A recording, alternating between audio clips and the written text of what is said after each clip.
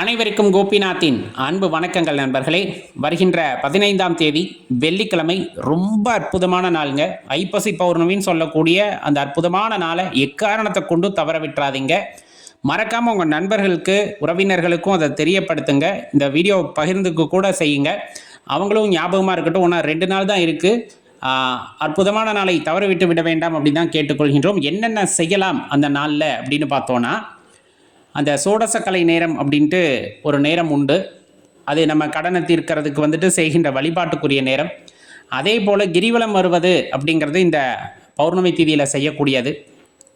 சித்தர்களை வழிபாடு செய்வது அப்படிங்கிறதும் இந்த பௌர்ணமி திதியில், அதுலேயும் குறிப்பாக ஐப்பசி பௌர்ணமியில் செய்கிறது ரொம்ப சிறப்பான விஷயம். குலதெய்வ வழிபாடு, அம்பிகை வழிபாடு செய்வதற்கு ரொம்ப ஏற்ற நாள் அப்படின்னு சொன்னோம்னா இந்த நாளை சொல்லலாம். அதே போல் குத்துவிளக்கு பூஜை செய்வாங்க இல்லையா, அது செய்கிறதுக்கும் ரொம்ப சிறப்பான நாள் அப்படின்னு சொன்னோம்னா இந்த நாளை குறிப்பிட்டு சொல்லலாம். இன்னும் பல விஷயங்கள் இருந்தாலும் இந்த பௌர்ணமி திதிக்கே உரித்தான ஒரு சிறப்பு அப்படின்னா அது அன்னாபிஷேகம் அப்படிங்கிற ஒரு விஷயம். இப்போ இந்த விஷயங்களை எல்லாம் நம்ம ஒன்றன் பின் ஒன்றாக பார்க்க இருக்கோம். பொறுமையாக கேளுங்க. முதலில் இந்த சோடசக்கலை நேரம், கடன் தீர்க்கின்ற நேரம் அப்படின்னு சொன்னோம்னா, இந்த பௌர்ணமி திதி பார்த்திங்கன்னா 15ஆம் தேதி அதிகாலை ஆரம்பிக்குது. 3:52 ஆரம்பிச்சிடும். 16ஆம் தேதி அதிகாலை 3:42 முடியும். இந்த சோடசக்கலை நேரம் அப்படிங்கிறத எப்படி எடுத்துக்கணும்னா, 16ஆம் தேதி இருக்கு இல்லையா, அதிகாலை 3:42 பௌர்ணமி திதி முடியுது. அப்போ 3 மணி நேரம் பின்னொரு மணி நேரம் அப்படின்னு எடுத்தோம்னா 2:42 4:42 வரலும் இருக்கின்ற நேரம் அந்த சோடசக்கலை நேரம் அப்படின்னு சொல்லுவாங்க. 16வது திதி அப்படின்னு சொல்லப்படும். இப்போ இந்த நேரத்தில் வீட்டில் விளக்கேற்றி வச்சு மனதார திருமூர்த்தி பகவானை நினைத்து கொண்டு நமது கடன் தீர வேண்டும் என்ற ஒரே ஒரு குறிக்கோளை, அது ஒரே ஒரு வேண்டுதலை மட்டும் இறைவனிடம் வைத்தீர்கள் என்றால் அதற்கான வழியை கண்டிப்பாக திருமூர்த்தி பகவான் காட்டுவார். அடுத்து பார்த்தீங்கன்னா, கிரிவலம் வருவதற்கு உகந்த நேரம் அப்படிங்கிறது 15ஆம் தேதி காலை 3:52 பௌர்ணமி திதி ஆரம்பிக்குது. அதே போல் 16ஆம் தேதி அதிகாலை 3:42 பௌர்ணமி திதி முடியுது. இந்த காலகட்டங்களில் நம்ம கிரிவலம் வர்றது அப்படிங்கிறது ரொம்ப உசித்தமான விஷயம். திருவண்ணாமலை போகிறவங்களாக இருந்தாலும் சரி, அருகாமையில் மலைகளிலே சிவபெருமான் வீட்டு இருக்கிறார் அப்படின்னா அங்கே கிரிவலம் செல்வதற்கும் சரி உகந்த நேரம் அப்படிங்கிறது இது மனசில் வச்சுக்கோங்க. அடுத்து முக்கியமான விஷயம் அப்படின்னு சொன்னோம்னா அம்பிகை வழிபாடு அப்படின்னு சொல்லக்கூடியது. அதுலேயும் குறிப்பாக குலதெய்வம் அம்பிகையாக இருக்கின்ற பட்சத்திலே இன்றைய தினத்திலே சென்று வழிபாடு செய்வது ரொம்ப அற்புதமான சக்திகளை உங்களுக்கு வாரி வழங்கும். அருகாமையில் ஆலயம் இருக்குது அப்படின்னா நேராக போயிட்டு ஒரு 11 நெய்விளக்கு ஏற்றி வச்சு வழிபாடு செய்யுங்க. இல்லை காவல் தெய்வம், ஊர் எல்லை தெய்வம், பெண் தெய்வமாக இருக்கிறார்கள்னா அவர்களை வழிபடுவதற்கு இந்த திதி ரொம்ப அற்புதமான திதி. மறந்துடாதீங்க எக்காரணத்தை கொண்டும். சித்தர் வழிபாடு செய்வதற்கு ரொம்ப ஏற்ற நாள். அவ்வளோ ஒரு அற்புதமான நாள் அப்படின்னு சொல்லுவாங்க இந்த அமாவாசை திதியும் பௌர்ணமி திதியும். இந்த பௌர்ணமி திதி எடுத்துக்கிட்டிங்க அப்படின்னா நீங்கள் ஒன்றும் பண்ண வேண்டாம். ஒரே ஒரு தீபம் அந்த ஆலயத்தில் போய் ஏற்றி வைத்து விட்டு அமைதியாக ஒரு சின்ன விரிப்பை விரித்து தியானத்திலே அமர்ந்து விடுங்கள். வேறு எதுவுமே வேண்டாம். மனதை ஒருநிலைப்படுத்துங்கள். மூச்சை கவனிக்க ஆரம்பியுங்கள். கண்டிப்பாக நம்ம ஒரு உயர்ந்த நிலையை அடைவதற்கு சித்த பெருமக்கள் நமக்கு வழிகாட்டுவார்கள் அப்படின்னா அதில் மாற்று கருத்தே இல்லை. அதனால் பௌர்ணமி திதியில் கண்டிப்பாக இந்த வழிபாடை செய்யுங்க, சித்தர் வழிபாடு. நீங்கள் அந்த ஆலயத்தில் வழிபாடை முடிச்சுட்டு வரும்போது ஒரு 2 பேர்த்துக்காவது உணவு வாங்கி கொடுங்க. அன்னதானம். அந்த வழிபாட்டோட சிறப்பே என்னன்னா இறுதியில் நிறைவடையக்கூடிய இந்த அன்னதானம் தான் அப்படிங்கிறத மறுப்பதற்கே இல்லை. அதே போல் கடல் நீராடுதல் அப்படிங்கிறது ரொம்ப சிறப்பு. இன்னும் சொல்லப்போனால் முன்னோர்களை நினைத்து கொண்டு நம்ம கடல் நீராடிவிட்டு நீங்கள் ஜபம் செய்வதற்கு ஏற்ற நாள் அப்படின்னு சொன்னோம்னா இந்த பௌர்ணமி திதி. ஆலயங்கள் அமர்ந்தோ மலைவாச ஸ்தலங்களுக்கு சென்று அங்கு செய்வதோ அல்லது வீட்டிலே அமர்ந்து கூட ஜபம் செய்யலாம். கண்டிப்பாக அது உங்களுக்கு முழுமையான பலனை ஏற்படுத்தி தரும் அப்படிங்கிறத ஞாபகத்தில் வச்சுக்கோங்க. இதெல்லாம் சிறப்பு. இதை தாண்டி ஒரு பெரிய சிறப்பு அப்படின்னா இந்த ஐப்பசி பௌர்ணமியில் வரக்கூடிய அன்னாபிஷேகம். இந்த அன்னாபிஷேகம் அப்படின்னு சொன்னோம்னாலே நம்மளுக்கு நல்லா தெரியும். அப்படியே கண்கொள்ளா காட்சியாக இருக்கும். அன்னத்தால் இறைவனுக்கு அபிஷேகம் நடைபெற்று இருக்கும். அது அவ்வளவு சிறப்பான விஷயம். இப்போ நம்ம ஆலயங்களுக்கு போகணும் இல்லைன்னு சொல்லலை. வீட்டிலே நாங்கள் அன்னாபிஷேகம் செய்யணும் அப்படின்னு நீங்கள் நினச்சிங்க அப்படின்னா பச்சரிசி சாதம் வடித்து, குக்கரில் வச்சிடாதீங்க, பச்சரிசி சாதத்தை வடித்து வீட்டு பூஜை அறையில் ஒரு வாழை இலை விரித்து, ஒரு மணப்பலகை இருந்ததுன்னா மணப்பலகை போட்டு அதுக்கு மேலே வாழை இலை வைங்க. அதுக்கு மேலே விரிச்சிட்டு அந்த பச்சரிசி சாதம் இருக்கு இல்லையா, அது ஆறுனதுக்கப்புறமா அதை லிங்கமாக பிடிங்க. பிடிச்சி அதுக்கப்புறம் அதை அலங்காரம் பண்ணுங்கள். பூக்களால் அலங்காரம் பண்ணலாம்.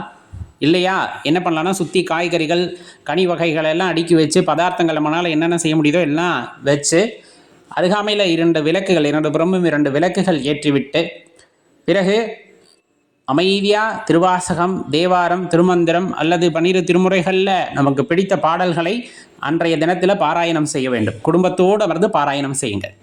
அப்புறம் தூப தீபமெல்லாம் காட்டிட்டு நீங்கள் அந்த பூஜையை நிறைவு செய்து கொள்ளலாம். சர்வ வியாபியாக இறைவன் எல்லா இடத்திலும் நிறைந்திருக்கிறார். நீங்கள் வீட்டில் இந்த அன்னலிங்கம் பிடித்து இன்றைய தினத்திலே வழிபடுகிறீர்கள் அப்படிங்கிற பட்சத்தில் சர்வ வியாபியான இறைவன் அந்த அன்னலிங்கத்திலும் எழுந்தருள்வார். உங்களுடைய வேண்டுதலை நிறைவேற்றி தருவார். அதே போல் பார்த்தீங்க அப்படின்னா அன்ன பற்றாக்குறையை நீக்குவார். வீட்டில் சாப்பாட்டுக்கு பஞ்சம் இருக்குது அப்படின்னு நினச்சோம் அப்படின்னா இந்த வழிபாட்டை நீங்கள் செஞ்சீங்கன்னா கண்டிப்பாக இந்த வழிபாடு அப்படிங்கிறது வீட்டில் அன்ன தரித்திரத்தை போக்கும் அப்படிங்கிறத தெரிஞ்சுக்குங்க. வழிபாடு முடிஞ்சிருச்சு. பிறகு அந்த சாப்பாட்டை என்ன செய்யலாம் அப்படின்னம்னா கொஞ்சம் சாப்பாட்டை எடுத்து நீங்கள் நீர்வாழ் உயிரினங்களுக்கு கொடுக்கணும் அப்படிங்கிறது ஐதீகம். மீன்களுக்கு இந்த மாதிரி அருகாமையில் ஏரி குளம் இருந்துன்னா கரைச்சிடலாம், கேணி இருந்தாலும் கரைச்சிடலாம். அப்படி இல்லைனாலும் பறவை இனங்களுக்கு வைக்கலாம், காக்கா குருவி, அதெல்லாம் தப்பே கிடையாது, வைக்கலாம். இன்னொரு பகுதி சாப்பாட்டை மட்டும் எடுத்து கொஞ்சமாக தயிர் அப்படி இல்லைன்னா வெண்ணெய் 2ல் ஏதாச்சும் ஒன்று கலந்து எல்லாருமே பிரசாதமாக சாப்பிட்லாம். நம்ம மட்டும்தான் சாப்பிடணுமானா கிடையாது. அன்னம் அனைவருக்கும் சமமானது. அருகாமையில் உள்ளவர்களுக்கும் கொடுத்து சாப்பிடலாம், பிரசாதத்தை கொடுத்து சாப்பிடலாம். நல்ல ஞாபகம் வச்சுக்கோங்க. ரொம்ப அற்புதமான ஒரு வழிபாடு. இதை நம்ம செஞ்சோம்னா மனசுக்கு நிறைவாக இருக்கும். இந்த வருஷம் செஞ்சு பாருங்கள். ரொம்ப அற்புதமான வழிபாடு, மனதுக்கு நிறைவாக இருக்கும். இல்லை நாங்கள் கோவிலுக்கு போகணும் அப்படின்னு நினச்சிங்கன்னா இப்போ நம்ம சொல்லக்கூடியதை பின்பற்றிக்குங்க. அப்பனுக்கு செய்கின்ற அபிஷேகங்களில் ரொம்பவே சிறப்பானதாக சொல்லப்படணும் அப்படின்னா அது அன்னாபிஷேகத்தை சொல்லலாம். சிவபெருமான் அபிஷேக பிரியர். அதுலேயும் குறிப்பாக இந்த அன்னாபிஷேகம் செய்யும் பொழுது ரொம்பவே அற்புதமானதாக இருக்கும். ஒரு சொர்க்கத்தையே பார்த்தது போல ஒரு உணர்வு அங்கே ஏற்படும். அப்படிப்பட்ட அருமையான திருநாள் அப்படின்னு சொன்னோம்னா இந்த ஐப்பசி மாதம் வருகின்ற பௌர்ணமி திதியில் செய்யப்படுகின்ற அந்த அன்னாபிஷேகம் அப்படிங்கிறது. அதுலேயும் அஸ்வினி நட்சத்திரத்துலேயும் அன்னாபிஷேகம் செய்வாங்க. ரொம்ப சிறப்பு அப்படிங்கிறது பார்த்திங்க அப்படின்னா இந்த பௌர்ணமி திதி வருகின்ற அந்த நாளிலே செய்யக்கூடிய அன்னாபிஷேகம் அப்படின்னு சொல்கிறது. அந்த வகையில் நவம்பர் 15ஆம் தேதி சிவ ஆலயங்களில் பார்த்தீங்க அப்படின்னா இந்த அன்னாபிஷேகம் அப்படிங்கிறது வெகு சிறப்பாக செய்யப்படும். அந்த அன்னாபிஷேகத்தோட தத்துவம் அப்படிங்கிறது பார்க்கும் எல்லாம் சிவம் அப்படிங்கிறத உணர்த்தும் வகையில் இருக்கும். குறிப்பாக உணவுப் பொருட்கள் அப்படிங்கிறது எல்லாமே சிவம் அப்படின்னு சொல்லக்கூடியது. நம்ம உணவுப் பொருட்களாக சிவத்தை உள்ளெடுத்து கொண்டு இந்த உயிர் ஆன சிவமும் அதனுடன் 2 கலந்த நிலையிலே நம்மை வாழ வைக்கின்றது அப்படிங்கிறத இந்த தாற்பயம் நமக்கு உணர்த்தும்.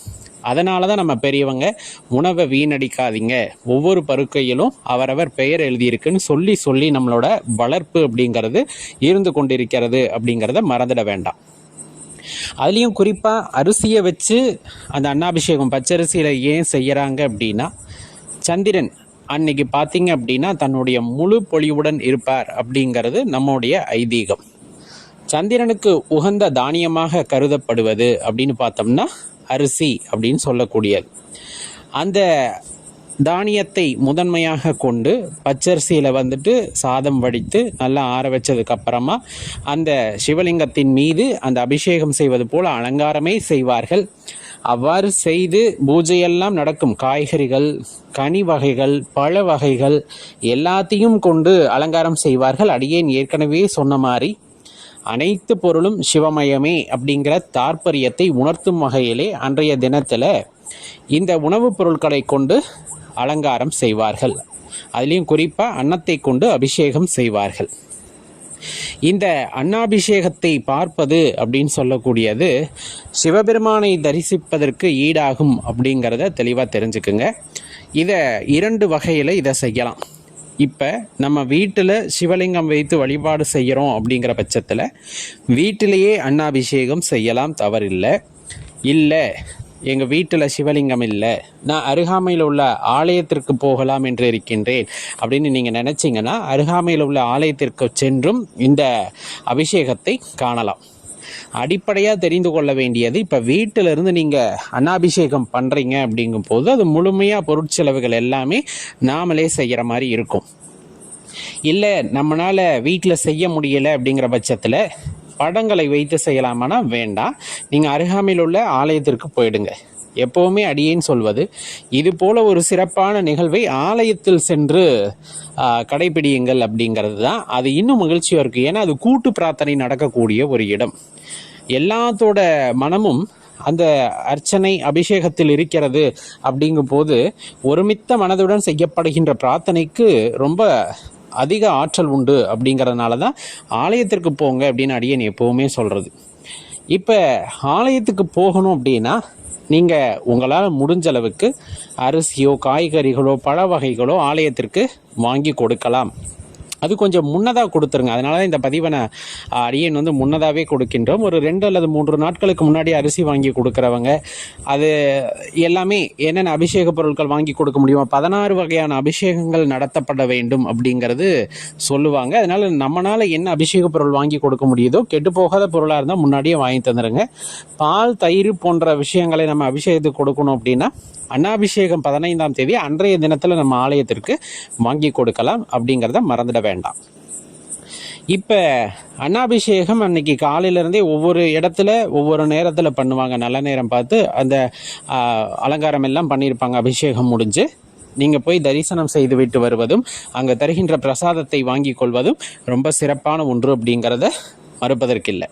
இப்போ நம்ம ரொம்ப கவனிக்க வேண்டிய விஷயம் என்னென்னா, அந்த சாப்பாட்டில் கொஞ்சமாக சாப்பாடு எடுத்து அதில் என்ன பண்ணுவாங்கன்னா தயிர் கலந்து கொடுப்பாங்க. அந்த தயிர் கலந்து கொடுக்கின்ற சாதத்தை நாம் எடுத்துக்கொள்வது ரொம்ப சிறப்பு.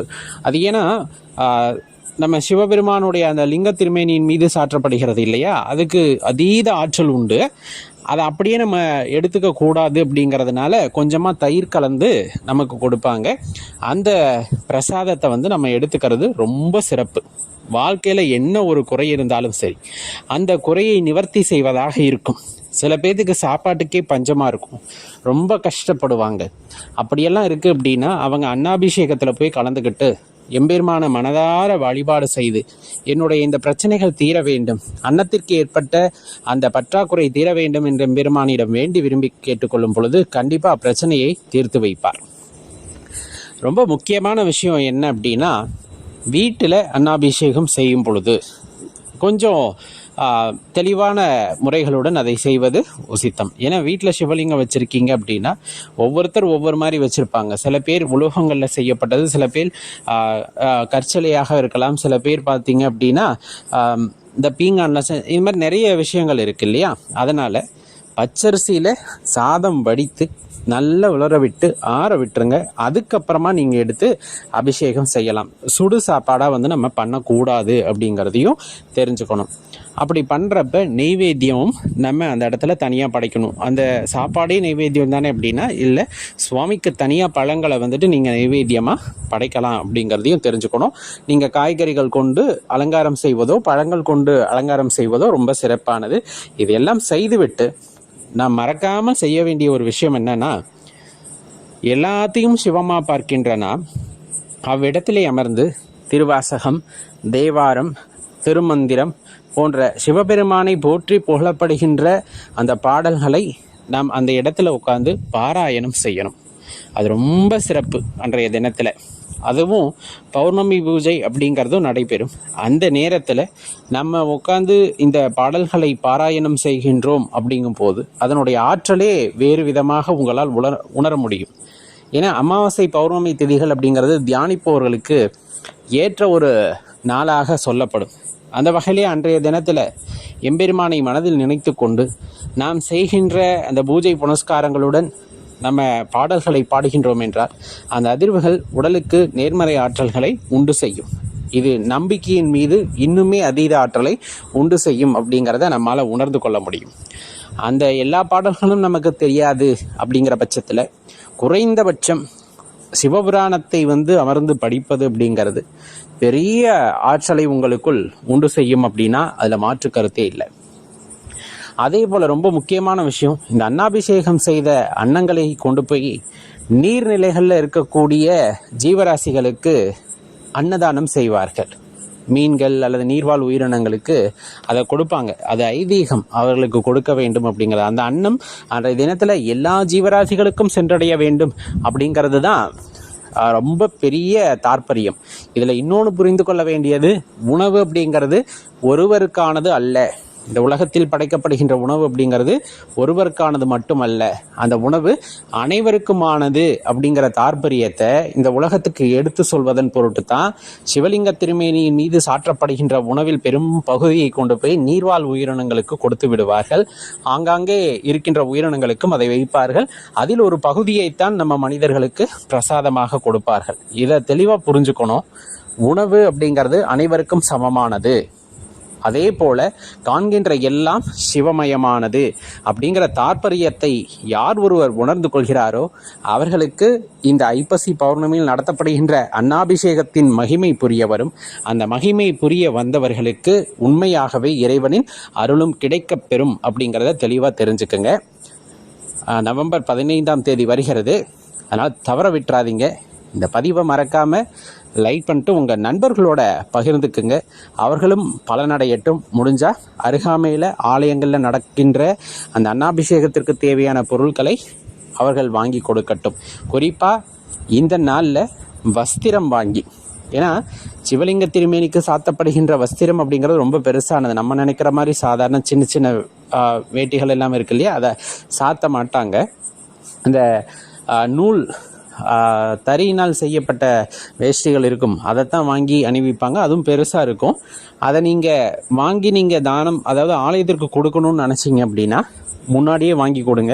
அதுலேயும் இந்த ஐப்பசி பௌர்ணமி தினத்தில் நம்ம ஆலயங்களுக்கு வஸ்திரம் வாங்கி கொடுக்குறோம் அப்படின்னா அதை விட ஒரு பெரிய புண்ணியம் எங்குமே நீங்கள் காண முடியாது. இப்போ நம்ம கொடுக்கறது அங்கே சாத்துவாங்களா அப்படிங்கிற சந்தேகம் உங்களுக்கு இருந்தது அப்படின்னா, பெரிய பெரிய ஆலயங்களாக இருந்தால் நமக்கு சந்தேகம் வரும். நம்ம அருகாமையில் இருக்க ஆலயங்களாக இருந்தால், நமக்கு தெரிந்த ஆலயங்கள், இப்போ பராமரிப்பு இல்லாமல் ஆலயம் இருக்கும், அங்கே சின்னதாக பூஜை நடத்துவாங்க, அங்கெல்லாம் கொடுத்தா கண்டிப்பாக இறைவனுக்கு அதை சாற்றுவார்கள். எப்போ அந்த அன்னத்தையெல்லாம் களைந்து அதன் பிறகு சின்னதாக பூஜை நடக்கும், அப்போ அந்த வஸ்திரத்தை சாத்துவாங்க. அது இன்னும் பெரிய சந்தோஷத்தை உங்களுக்குள் ஏற்படுத்தும். அது ஒரு பெரிய புண்ணியத்தை உண்டு செய்யும். மறக்காமல் முயற்சி செய்து பாருங்கள். நன்றி, வணக்கம்.